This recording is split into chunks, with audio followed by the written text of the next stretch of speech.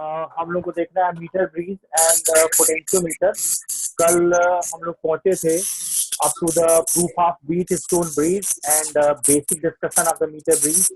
अभी अगर metre bridge की बात करें तो उसका स्केच डायग्राम मैंने बनाया था कि इसमें एक वायर है एसी और इसमें दो एयर गैप है, air gap 1 and air gap 2। ये पॉइंट डी है, ये पॉइंट ए है, ये पॉइंट सी है। मीटर ब्रीज एक्चुअली में व्हीट स्टोन ब्रीज पर बेस्ड एक डिवाइस है जिसका यूज हम रेजिस्टेंस डिटर्मिनेशन में करने वाले हैं। तो अगर हम इसका इक्विवेलेंट व्हीट स्टोन बनाए तो हम समझ सकेंगे कि इसकी सर्किट कैसे पूरी करेंगे। अदरवाइज मीटर ब्रिज तो सिर्फ इतना ही है कि एक 1 मीटर वुडन प्लैंक है जिसके ऊपर 1 मीटर लेंदी एक वायर है, एलॉय है, कॉन्स्टेंटन या मैग्नीन या eureka. alongside a meter scale connection screws है with the metallic strips। First air gap है एंड सेकेंड एयर गैप है। अगर हम यहाँ व्हीट स्टोन ब्रीज अगर बनाते यहाँ पे और उसका स्ट्रक्चर मीटर ब्रीज के साथ कंपेयर करते तो देखिए कैसा दिखता। ये P है resistance value, this is Q, this is R and this is S, this is A, this is B, this is C and this is D। एक सेल लगा हुआ है तो सेल लगा दीजिए इस दिस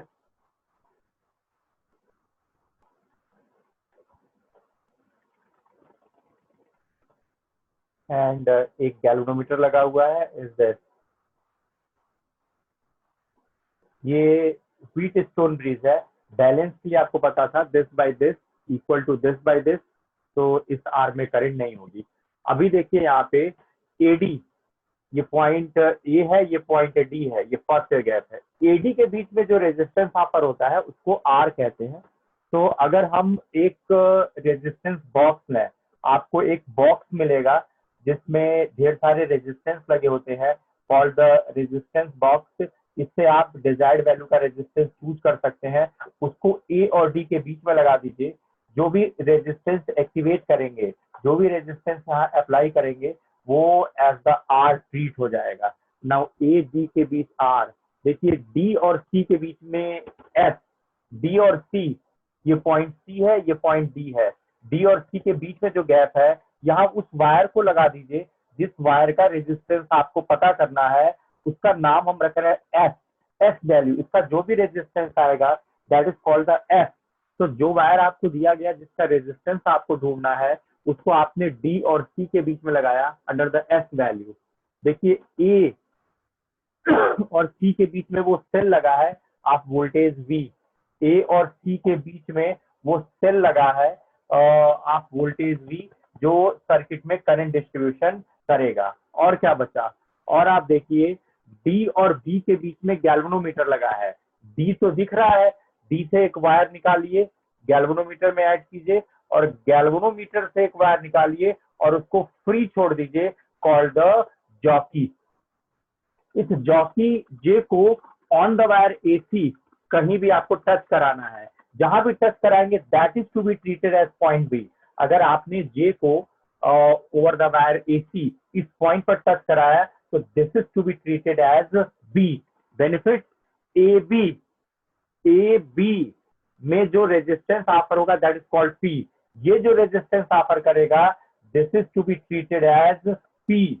बीसी, बीसी, बीसी इसका जो भी रेजिस्टेंस ऑफर होगा that is to be treated as Q. And A D में आर है और डी सी में क्यू है। अब आपको करना इतना है कि जॉकी जे को over the wire AC slide कराना है। आपको एक ऐसा पॉइंट मिलेगा when there is no current in the galvanometer। अगर गैल्वेनोमीटर में करंट नहीं है यानी आपको न्यूट्रल या नल पॉइंट ढूंढना है ओवर द वायर एसी इन सच अ वे कि जब आप जॉकी को वायर एसी पे स्लाइड कर रहे होंगे तो एक केस ऐसा मिलेगा, से द पॉइंट इज बी, जब आपको गैल्वेनोमीटर में कोई डिफ्लेक्शन नहीं दिखाई देगा। अगर गैल्वेनोमीटर में डिफ्लेक्शन नहीं दिखाई दे रहा है तो P by Q is equal to R by S। यानी आपको करना सिर्फ इतना है कि जॉकी को on the wire AC move कराना है, नल पॉइंट बी सर्च करना है। अगर बी सर्च हो जाए तो ए बी का रेजिस्टेंस हमें नहीं पता है, अभी चेक करेंगे क्या है, बट ए बी का अगर रेजिस्टेंस ऑफर्ड पी कहलाता, बीसी का रेजिस्टेंस ऑफर्ड क्यू कहलाता, नाउ ए और डी का रेजिस्टेंस आर कहलाता, एंड यहां से यहां तक का रेजिस्टेंस एस कहलाता, तो no current in the galvanometer का केस होता P by Q is equal to R by S. P by Q is equal to R by S. No current flowing in the galvanometer. R means Wheatstone bridge is balanced. So it is to be written as P by Q is equal to R by S. So अभी P, Q, R और S में S तो आपको जानना है, is the unknown, और R तो आपको पता है, यहां से आप देख सकते हैं। नाउ P की वैल्यू के लिए देखिए, इस मीटर स्केल से आप पॉइंट बी तक की डिस्टेंस ये एज अ एल देख सकते हैं, 30 सेंटीमीटर, 40 सेंटीमीटर, 60 सेंटीमीटर, 70 सेंटीमीटर, जो भी आपको मिला हो। मीन्स ए बी के बीच कितनी लेंथ इन्वॉल्व है, मीटर स्केल से आप देख लेंगे। This length is treated as resistance offered by the wire A B, यानी पी की जगह आप लिखेंगे पी प्रोपोर्शनल टू एल, और 100 सेंटीमीटर में से एल माइनस करेंगे तो जस्ट बिकम्स 100 माइनस एल, यानी बीसी का जो वायर है इसका रेजिस्टेंस ऑफर्ड क्यू जो है can be written as proportional to 100 minus L. So P by Q can be written as L upon 100 minus L. Means जब आपने जॉकी को over the wire AC slide करा के point B ढूंढा तो आपको ए बी की length देख लेनी थी कितनी है, आपको बीसी की लेंथ देख लेनी थी कितनी है। नाउ ए बी की लेंथ अगर एल है तो P प्रोपोर्शनल टू एल, और 100 माइनस एल करेंगे तो Q proportional to 100 minus L. तो P by Q is found by solving L upon 100 minus L। Means P by Q आपको यहाँ के बैलेंस पॉइंट से मिल गया, R आपको इस पे वैल्यू लिखी हुई है कि कितनी वैल्यू है, और S आपको जानना है। तो यहाँ से आपको P by Q की जगह मिल रहा है L upon 100 minus L. R आप रेजिस्टेंस बॉक्स की वैल्यू चूज कर रहे हैं, अपॉन S वो रेजिस्टेंस वैल्यू है जो आपको निकालनी थी। Now L is known and R is known, तो यहाँ से आपको S की वैल्यू निकल जाएगी as the R into 100 minus L upon L. इस तरीके से आपने उस वायर का रेजिस्टेंस निकाल लिया जो अननोन था।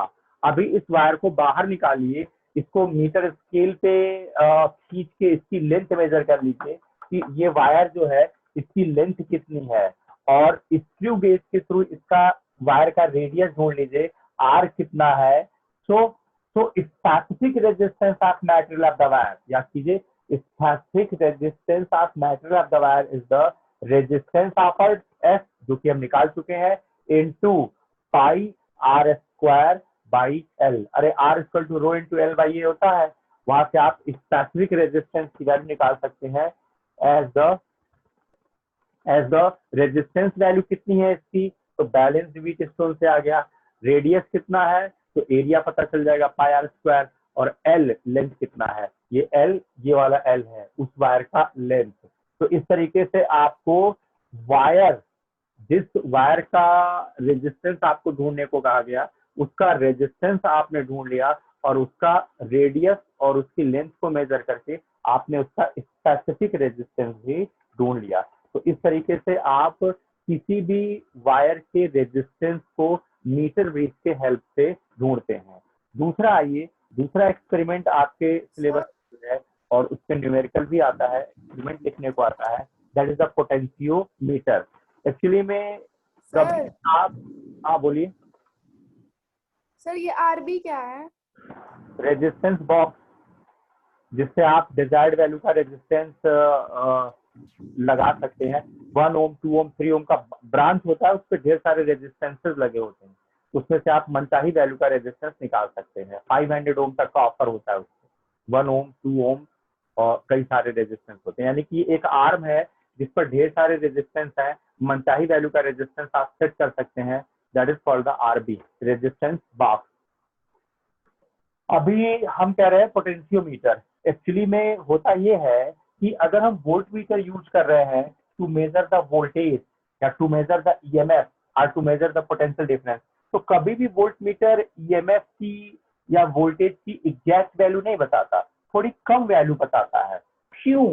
तो हम इसको प्रूव करके दिखा रहे हैं under the topic necessity of volt meter having a infinite resistance. शायद आपको पता हो कि वोल्ट मीटर सर्किट में पैरेलल में जोड़े जाते हैं, इनका रेजिस्टेंस इनफाइनाइट होना चाहिए। क्यों इनफाइनाइट होना चाहिए, ये हम यहाँ प्रूव कर दे रहे हैं। और एमीटर सीरीज में जोड़े जाते हैं और एमीटर का जो रेजिस्टेंस है वो 0 होना चाहिए।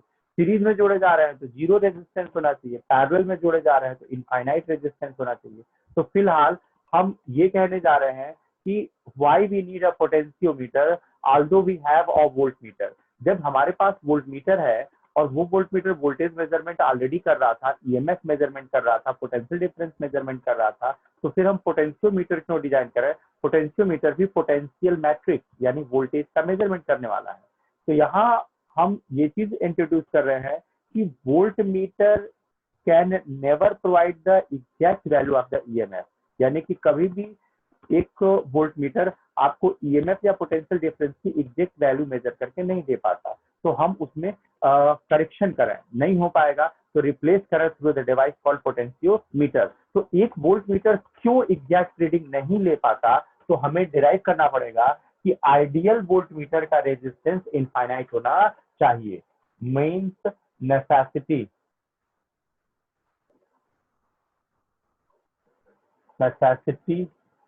of having a voltmeter of infinite resistance, voltmeter of infinite resistance। हमारे पास जो वोल्टमीटर है उसका रेजिस्टेंस इनफाइनाइट होना चाहिए, और हम देखेंगे कि infinite resistance is never possible. तो हम फिर रिप्लेस करेंगे इसको पोटेंशियोमीटर से। अगर हम एक सेल लेते तो सेल के सोल्यूशन का जो रेजिस्टेंस आता है कॉल्ड इंटरनल रेजिस्टेंस, उसकी वजह से करंट लॉस होगी। ये हो गया ईएमएफ ई, और हमने उठा के इसके ऊपर एक वोल्टमीटर ऐड कर लिया। ये देखिए, this so the voltmeter is offering R resistance,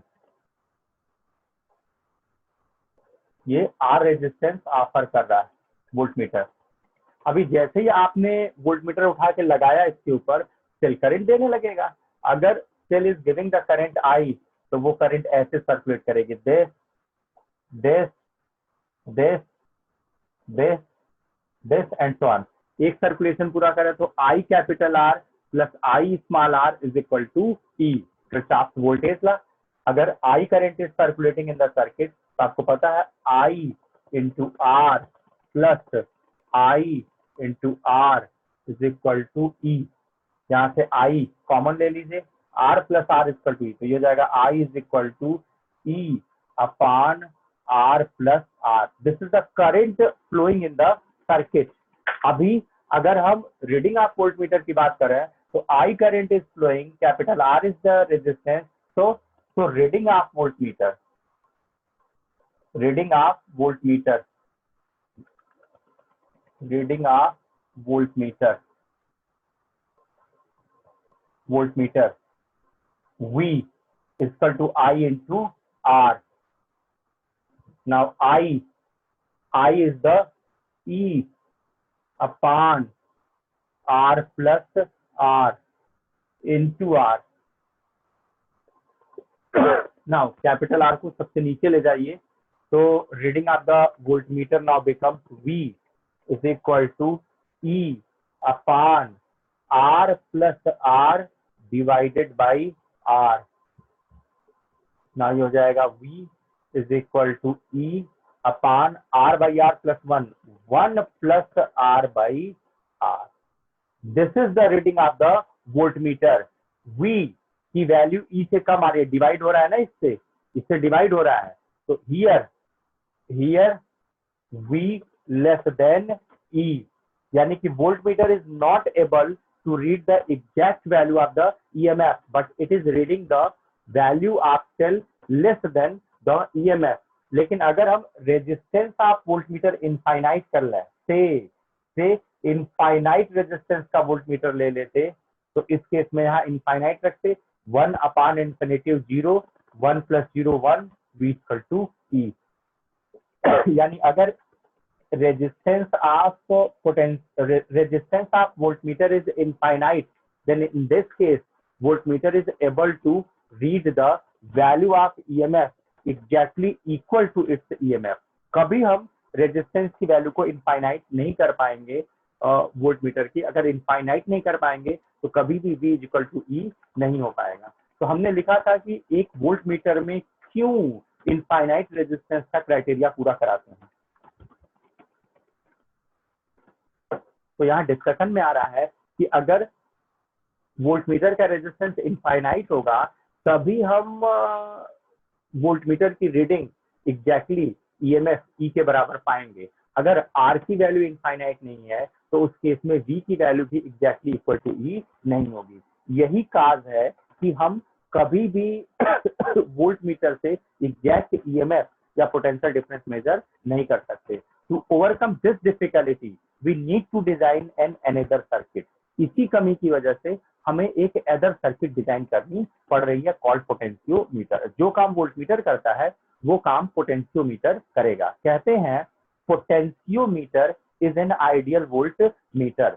potentiometer एक आइडियल वोल्टमीटर होता है। कैसे? हम प्रूव करके दिखाएंगे कि पोटेंशियोमीटर का रेजिस्टेंस इनफाइनाइट होता है और ये एग्जैक्टली EMF के बराबर का मेजरमेंट करता है। So the next topic is potentiometer.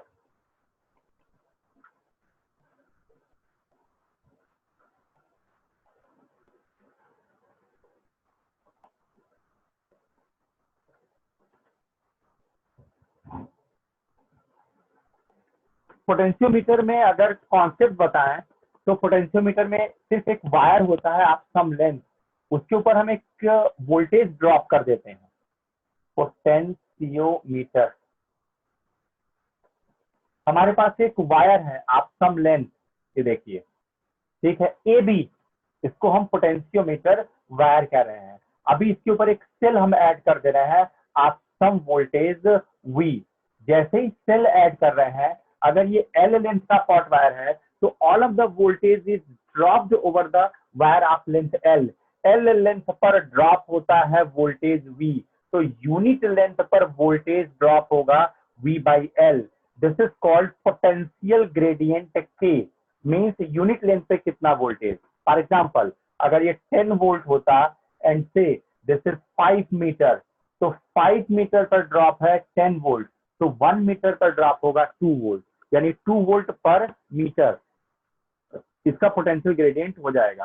तो हम एक वायर लेते हैं आप सम लेंथ, उसके ऊपर एक सेल अप्लाई कर देते हैं, तो voltage drop per unit length is obtained, इसको कहते हैं पोटेंशियल ग्रेडियंट।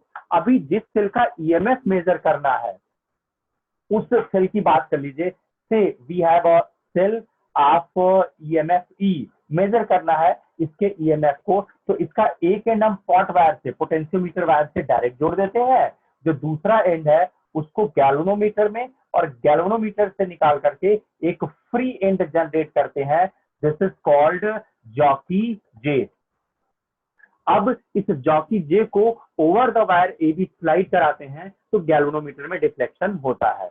क्यों गैल्वेनोमीटर में डिफ्लेक्शन होता है? जब इसको हम यहाँ ऐड करेंगे तो इसमें एक वोल्टेज है, अगर ये वोल्टेज ग्रेटर देन EMF है तो ये सर्किट में करंट फ्लो कराएगा, तो गैल्वेनोमीटर में डिफ्लेक्शन मिलेगा। अगर ये वोल्टेज कम है तो सेल का EMF ज्यादा है, तो सेल इस वायर को करंट देगा।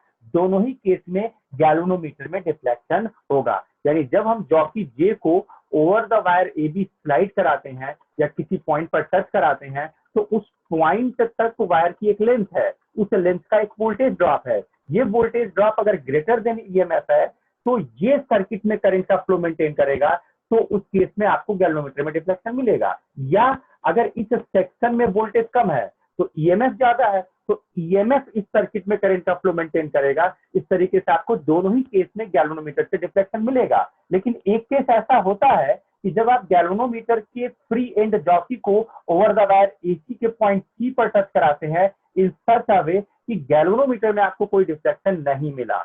नहीं इसलिए मिला क्योंकि एसी का voltage drop is equal to EMF of the cell, तो सर्किट में फ्लोइंग करंट जीरो हो जाएगी। यानी आपको वायर ए बी पर एक पॉइंट सी ढूंढना होता है for which there is no deflection in the galvanometer. अगर गैल्वेनोमीटर में डिफ्लेक्शन नहीं है तो आप ए टू सी तक का लेंथ एल मेजर कर लीजिए, कॉल्ड बैलेंसिंग लेंथ। अब आपको पता है यूनिट लेंथ पर वोल्टेज ड्रॉप था के, कॉल्ड पोटेंशियल ग्रेडियंट। तो L is the balance length, तो एल पर वोल्टेज ड्रॉप हो जाएगा के एल, और यही वोल्टेज ड्रॉप ईएमएफ ई के बराबर होगा। क्यों? क्योंकि जब गैल्वेनोमीटर में करंट नहीं होता है तो EMF of the cell voltage drop over AC length of wire के इक्वल होता है। इसका मतलब है EMF of the cell is equal to KL. इसको कहते हैं प्रिंसिपल ऑफ पोटेंशियोमीटर। दोबारा सुन लीजिए, पोटेंशियोमीटर कैसे वर्क कर रहा है। पोटेंशियोमीटर ऐसे वर्क कर रहा है कि आपके पास एक बैलेंस लेंथ है, उस बैलेंस लेंथ का वोल्टेज ड्रॉप जब ईएमएफ ऑफ द सेल के बराबर होगा तो गैल्वेनोमीटर में कोई डिफ्लेक्शन नहीं मिलेगा। अब इस सिचुएशन में आपको बैलेंस लेंथ की वैल्यू एल में पोटेंशियल ग्रेडियंट को मल्टीप्लाई करना होता है।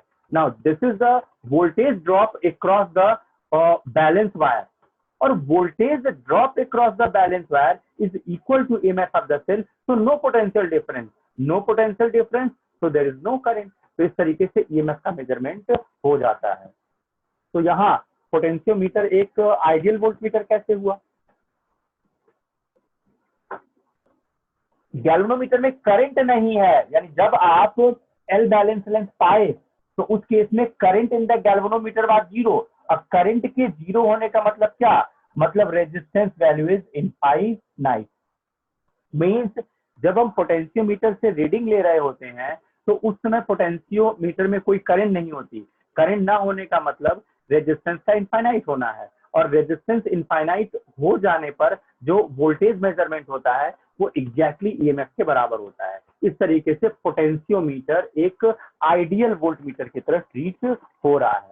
तो पोटेंशियोमीटर का प्रिंसिपल क्या है, प्रिंसिपल ये है कि some voltage drop over a length A B is taken and now its fractional length AC has the same voltage as that of the EMF of cell, so the current in the galvanometer is zero, and accordingly अगर small l was the balance length तो E is to be written as KL। आ जाइए experiment number 1, experiment number 2। इसमें जो experiment number 1 है that is called comparison of EMF of the two cells। Experiment 1, comparison of EMF of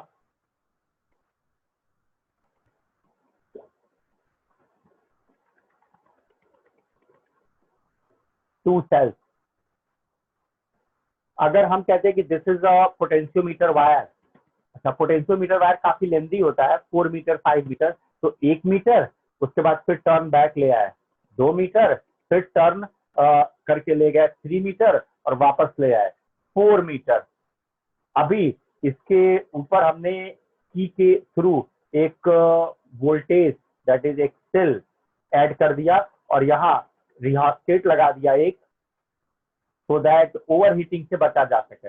रिहास्टेट से हम current control कर सकेंगे so that ये wire heat ना हो। This is point A, this is point B. इस V voltage of cell की current जब इससे फ्लो होगी दिस एंड दिस सर्कुलेट करेगी, इसमें वोल्टेज ड्रॉप हो गया। अब आपको 2 सेल मिलते हैं, तो एक सेल हो गया दिस और दूसरा सेल हो गया दिस। इन दोनों सेल्स का जो पॉजिटिव टर्मिनल है वो आप पोटेंशियोमीटर वायर के उस पॉइंट पर ऐड कीजिए जहां आपने पावर सप्लाई का पॉजिटिव टर्मिनल ऐड कर रखा है। नाउ एक का ईएमएफ E1 है, एक का ईएमएफ E2 है। आपको यहाँ 2 वे की मिलती है, टू वे की का मतलब बारी बारी से आप की को ऑन ऑफ कर सकते हैं। एक बार एक ऑन करेंगे दूसरा आप, एंड देन दूसरा ऑन करेंगे तो पहला आप।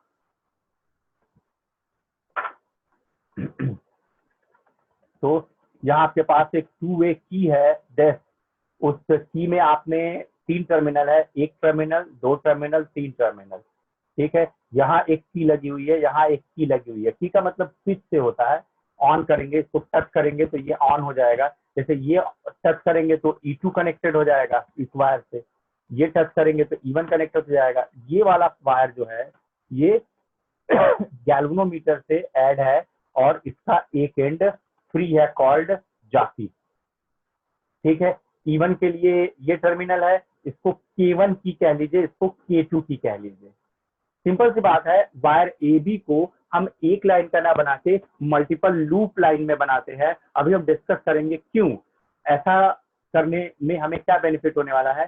फिलहाल है ए टू बी पोटेंशियोमीटर वायर ही है जिसके ऊपर वोल्टेज ड्रॉप है, और अब आपको उस वोल्टेज ड्रॉप में से एक बैलेंस लेंथ ढूंढना है, जिस बैलेंस लेंथ के लिए गैल्वेनोमीटर में डिफ्लेक्शन 0 हो जाए। अगर गैल्वेनोमीटर में डिफ्लेक्शन 0 हो जाएगा तो उस केस में जो वोल्टेज ड्रॉप होगा over the length of wire, over the balance length of wire, वो ईएमएफ ऑफ द सेल के बराबर होगा। आप क्या कीजिए, K1 ऑन कर दीजिए, यानी इसको कनेक्ट कर दिए। नाउ आप देख रहे हैं E1 is now connected to the galvanometer, E2 is disconnected, E1 connect हो गया है। देखिए अब आपको क्या करना है, आपको जॉकी जे को over the wire A B slide करा के देखना है किस लेंथ तक जाते जाते आपको no deflection in the galvanometer मिल रहा है। मींस हमने क्या किया, हमने K1 को ऑन कर लिया, K2 रिमेन्स ऑफ, और फर्स्ट बैलेंस लेंथ हमें L1 मिला। इस वायर AB पर L1 लेंथ तक आते आते हमें गैल्वेनोमीटर में डिफ्लेक्शन 0 मिल गया। So if K is the potential gradient, so तो आपको पता है E1 can be written as E1 is equal to KL1। यही काम आपको K2 को प्रेस करके सेल 2 के लिए करना है। आप K2 को ऑन कर लीजिए, K1 ऑफ कर लीजिएगा, K2 ऑन हो गया तो फिर आप जॉकी को over the wire AB move करा के बैलेंस लेंथ जोड़ेंगे, से the balance length coming is L2।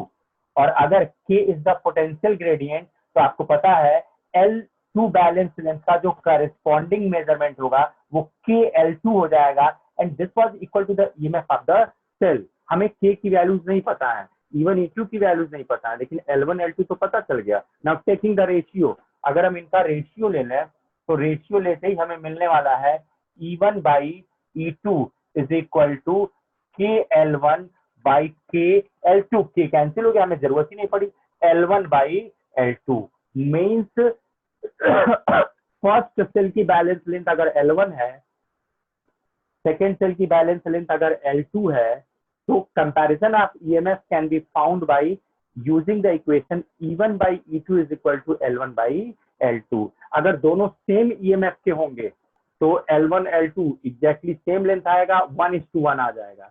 अगर E1 ग्रेटर होगा तो L1 ग्रेटर आएगा, E2 लेसर होगा, E1 लेसर होगा तो L1 लेसर आएगा। मींस पोटेंशियोमीटर से हम दो सेल के ईएमएफ का कंपैरिजन कर सकते हैं। कैसे, एक बार एक सेल की बैलेंस लेंथ ढूंढेंगे, दूसरी बार दूसरे सेल की बैलेंस लेंथ ढूंढेंगे। Now E1 by E2 equal to N1 by L2 में उन बैलेंस लेंथ को पुट करेंगे, जैसे पुट करेंगे आपको सेल का ईएमएफ मिल जाएगा। मान लेते हैं कि कोई एक सेल स्टैंडर्ड है तो किसी दूसरे सेल की ईएमएफ हम ढूंढ सकते हैं। मान लेते हैं एक सेल है जिसका ईएमएफ आपको नहीं पता। अगर आपको ईएमएफ नहीं पता, अगर आपको ईएमएफ नहीं पता है तो आप क्या कीजिए, एक स्टैंडर्ड सेल ले लीजिए, से E1 is standard and E2 is unknown, E2 का ईएमएफ नोन नहीं है। तो अभी आप काम तो वही करना है, E1 का बैलेंस लेंथ L1 ढूंढ लीजिए, E2 का बैलेंस लेंथ L2 ढूंढ लीजिए ना। E1 by E2 equal to L1 by L2। E1 standard cell है, उस पर लिखा है ईएमएफ कितना है, E1 की वैल्यू पुट कर दीजिए, L1 is known, L2 is known, put कर दीजिए। क्या आपको सेकेंड सेल के ईएमएफ की वैल्यू नहीं पता चल जाएगी? मीन्स किसी भी सेल के ईएमएफ की वैल्यू को हम ढूंढ सकते हैं बाय यूजिंग द पोटेंशियोमीटर। पहला तो था मेजरिंग ऑफ ईएमएफ, किसी सेल के exact value of the EMF को हम मेजर कर सकते हैं। दूसरा, दो सेल के ईएमएफ को कंपैरिजन कर सकते हैं। तीसरा, अगर one of the cell is of known EMF तो दूसरे सेल के ईएमएफ की वैल्यू को हम जो है वो ढूंढ सकते हैं। हाँ हेलो, हाँ बोलो, हाँ क्लास में बोलो। हाँ 7:30 पे आना है तुमको। तो यहाँ हमारे पास अभी जो नेक्स्ट है वो ये कि हम किसी भी सेल के सोल्यूशन का जो रेजिस्टेंस ऑफर्ड है, that is internal resistance offered, उसकी वैल्यू ढूंढ सकते हैं। तो हमारे पास नेक्स्ट एक्सपेरिमेंट है determination of internal resistance of primary cells. दो तरह के सेल होते हैं, primary and secondary. Primary cells आप यूज एंड थ्रो वाले रखते हैं, सेकेंडरी सेल्स रिचार्जेबल होते हैं। कोई भी सेल है उनका एक इंटरनल रेजिस्टेंस है, उस इंटरनल रेजिस्टेंस को हम यहाँ मेजर करने जा रहे हैं। क्योंकि हमने डिस्कस तो किया था कि सेल के सॉल्यूशंस में जो आयंस हैं उन आयंस का कोलिजन हो रहा है विद द रनिंग इलेक्ट्रॉन। इस प्रोसेस में सेल के सॉल्यूशन के अंदर कुछ करंट लॉस हो जा रही है, कॉल्ड इंटरनल रेजिस्टेंस। उसकी वैल्यू हमने नहीं ढूंढी थी। देखिए पोटेंशियोमीटर से हम इंटरनल रेजिस्टेंस को मेजर कर सकते हैं। Resistance measurement by potentiometer wire, resistance measurement by potentiometer wire, resistance measurement by potentiometer wire.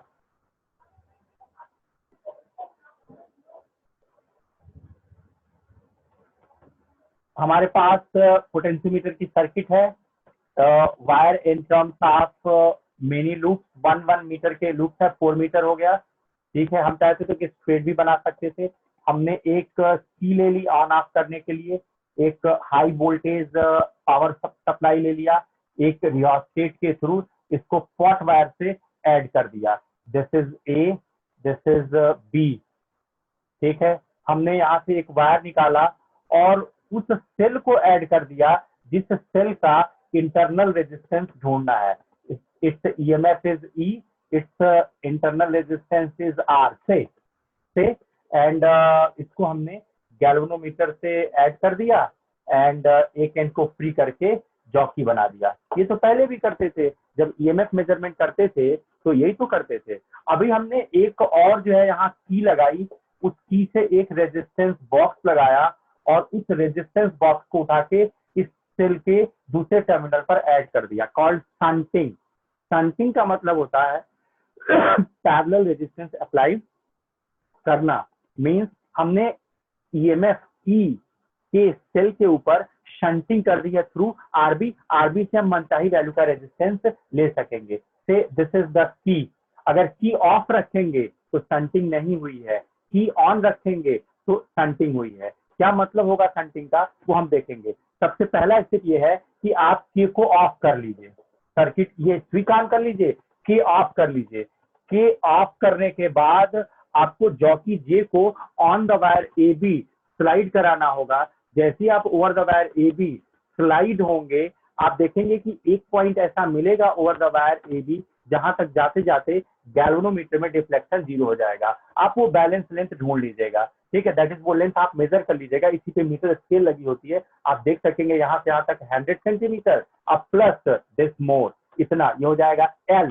तो यहाँ आपने फर्स्ट बैलेंस लेंथ ढूंढा एल, जब शंटिंग नहीं की गई है। आपको पता है जब सेल करंट नहीं देता है या नहीं लेता है तो उसका ईएमएफ मेजर होता है, यानी ये बैलेंस लेंथ जो इंफॉर्मेशन देगा वो इंफॉर्मेशन ईएमएफ का देगा। क्लियर है? अभी आप के को ऑन कर दीजिए, रेजिस्टेंस बॉक्स में से एक पार्टिकुलर वैल्यू का आरबी अप्लाई कर दीजिए, यानी आपने के को ऑन कर दिया और आरबी में से आपने आर रेजिस्टेंस अप्लाई कर दिया। अब ये रेजिस्टेंस बॉक्स क्या करेगा, सेल से करंट लेने लगेगा। करंट लेने लगेगा तो ई नहीं, अभी आपको वी मिलेगा यहाँ पे, that will be the E minus I R. यानी शंटिंग करने से आप पोटेंशियल डिफरेंस पाएंगे across the cell, that is the E minus I R. जब शंटिंग नहीं किए थे तो आप EMF of the cell E के लिए बैलेंस लेंथ ढूंढ रहे थे। अभी आपने शंटिंग कर दी तो शंटिंग करने के बाद ई की वैल्यू रिड्यूस होके ई माइनस आई आर हो जाएगी, there I is the current second by the R B. तो ई माइनस आई आर को क्या कहते हैं, वी कहते हैं। इसका मतलब है अभी जॉकी जे को वायर AB पर जब आप मूव कराएंगे तो आपको एक पॉइंट मिलेगा जहां गैल्वेनोमीटर में डिफ्लेक्शन 0 होगा। से this is the balance length L2, पहले वाले को L1 कह लेना चाहिए था। तो अभी दूसरी बैलेंस लेंथ L2 है। पहली बैलेंस लेंथ क्या है? Without shunting. दूसरी बैलेंस लेंथ क्या है? With shunting. शंटिंग वाली जो बैलेंस लेंथ मिली है ये पोटेंशियल डिफरेंस आप सेल के बारे में बता रहा है। आपको पता है V can be written as proportional to L2। Means पहले नो शंटिंग का केस था, L1 बैलेंस लेंथ मिला तो E प्रोपोर्शनल टू L1। अभी आपने शंटिंग कर दी R से, अभी जो बैलेंस लेंथ मिला वाज द L2, तो ये E माइनस IR होगा written as V potential drop across the cell, तो ये हो जाएगा L2। ना यहाँ से आपको ये लैब से 2 ही मेजरमेंट करना था। बिना शंटिंग के बैलेंस लेंथ कितनी है, शंटिंग के बाद बैलेंस लेंथ कितनी है, मिल गया। तो आप इसको सॉल्व कर लीजिए, देखिए आपको रिलेशन मिल जाएगा। E by V is equal to L1 by L2। E क्या लिख सकते हैं? V प्लस IR लिख सकते हैं। कैसे? V is equal to E minus IR. E, the EMF of the cell. I, the current given to RB, and small r, internal resistance of a cell. यहाँ से EMF की value निकाल लीजिए। EMF की वैल्यू हो जाएगी V plus IR। उठा के यहाँ पुट कर दीजिए। V plus IR by V is equal to L1 by L2। Now distribute कर दीजिए। डिस्ट्रीब्यूट करेंगे तो हो जाएगा 1 plus IR by V is equal to L1 by L2। V कितना? V की वैल्यू, RB में रेजिस्टेंस है R and taking the current I, तो voltage across RB can be written as I into capital R। I is the current taken by the RB and R is its resistance, so voltage drop in RB can be written as I capital R, when capital R is the resistance offered by the resistance box। तो ये हो जाएगा 1 plus ये हो जाएगा I, ये हो जाएगा इंटरनल रेजिस्टेंस, ये हो जाएगा I, ये हो जाएगा RB का resistance is equal to L1 by L2। RB कितना करंट ले रहा है या सेल कितनी करंट दे रहा है इसकी जरूरत आपको नहीं पड़ी। यहाँ से small r by capital R is equal to L1 by L2 minus 1 derive हो गया। स्मॉल r चाहिए था आपको, स्मॉल r की वैल्यू मिल गई as the capital R L1 by L2 minus 1। मान लेते हैं ऐसे कहता कि first balance length was the 150 centimetre और जब 10 ओम का रेजिस्टेंस यूज किए आरबी में शंटिंग के लिए तो बैलेंस लेंथ आया 100 centimetre. Now internal resistance of the cell बताया, तो internal resistance of the cell is कितनी वैल्यू से शंटिंग की, तो जिस वैल्यू से शंटिंग की that is the 10 ohm. First balance length कितना 150 upon second balance length after shunting कितना 100 माइनस 1। अकॉर्डिंगली आपको मिल गया यहाँ से this and this cancels out, ये हो जाएगा 10, 15 माइनस 10 हो जाएगा 5, 5 और 10 और 10 कैंसिल हो जाएगा, ये दैट इज 5 ओम। क्लियर है ना?